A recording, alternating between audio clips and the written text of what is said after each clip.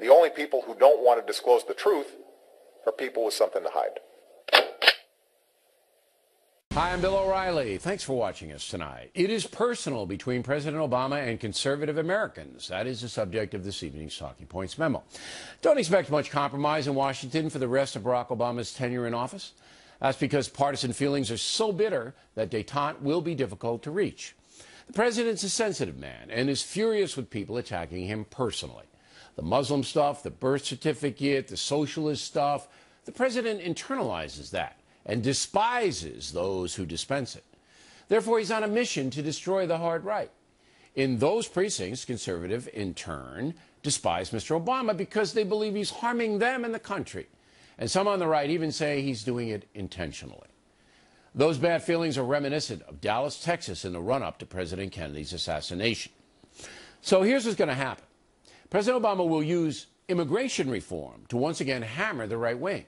At the same time, the illegal immigration debate, which is upcoming, will also obscure the disastrous Obamacare rollout, which the president addressed today.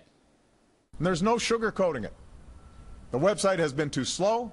People have been getting stuck during the application process.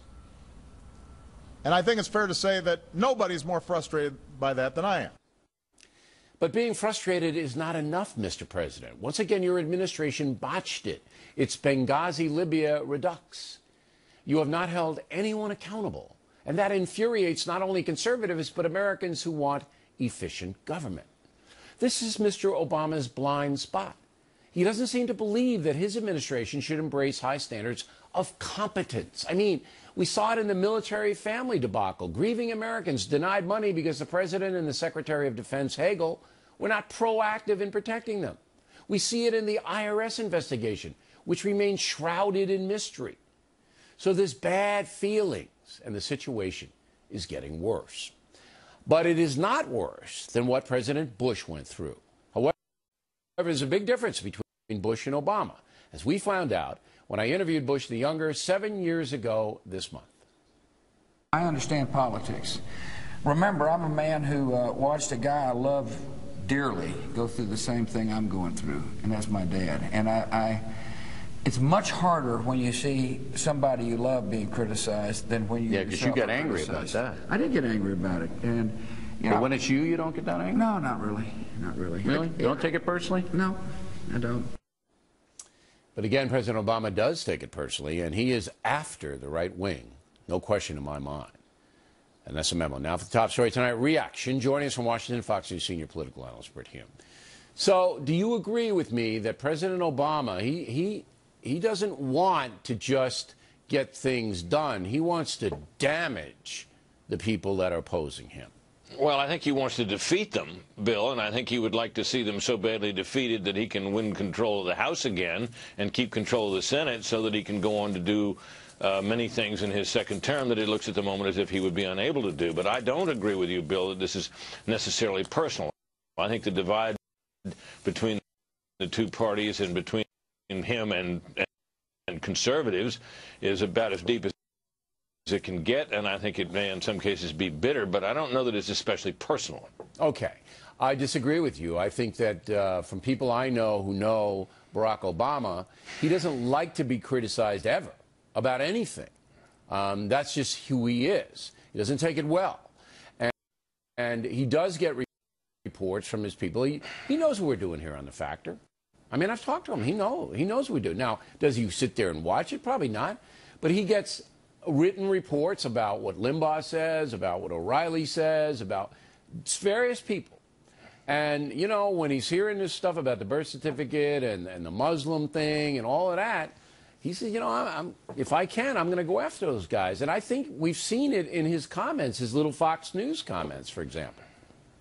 Look, I agree that he'd like to prevail over these people. I just can't read his mind. What's the damage them? There's a difference between prevail and damage. What's the hurt them? Yeah, but think of this, Bill. I mean, you used the Bush comment there, the Bush 43, talking about his attitude toward his father. Now, he's talking about something very different from, I think, what you're saying. He's talking about the way you feel when a member of your family is under assault. and you feel both defensive of that person, you feel helpless to do very much about it, and it makes you angrier than it does when it's you under attack. I think that's a characteristic of human nature, and it's certainly characteristic about way all those Bush men but there hasn't been a lot of generations felt about their father. There hasn't been a lot of criticism. It's directed at Barack Obama. And let me make this point. The IRS thing was all about this, Hume. Come on. The IRS thing was, we don't like these Tea Party people, and we're going to use the federal government to go make their lives miserable. Well, that's a personal thing. It's political intimidation of a kind is what that is, in my view, and it's about trying to keep these people from being as active in their causes as they'd like to be. They want to hurt them. Well, look, I mean, we can go around and around about this forever. We don't disagree about what the president is doing. We disagree a little bit about what his motives may or may not be, but I don't think it's, you know, I'm not sure how important it is that we regard it as personal or merely political hardball, which that's what I think it is. Okay.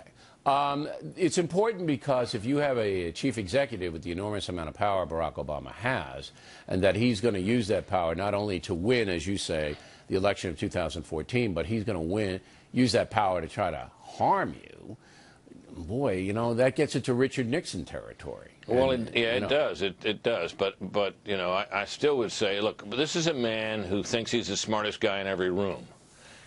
He doesn't think that, and he's continually, as people describe him, as always bored. He doesn't have a lot of patience for these people, and he doesn't have a lot of sympathy for what they believe. You know, whether he cares about any of them particularly personally, I don't know. I think he probably thinks they're all so beneath him that it's not worth his worrying about. All right. It's hard to believe that he would think that you and I are beneath him, because... we're the smartest. We think we're the smartest guys in every room. No, I don't. I'm a simple man. Yeah, I hear that all the time. Bill, come on, cut it out. All right, radio, everybody scolding me, I believe. The only people who don't want to disclose the truth are people with something to hide.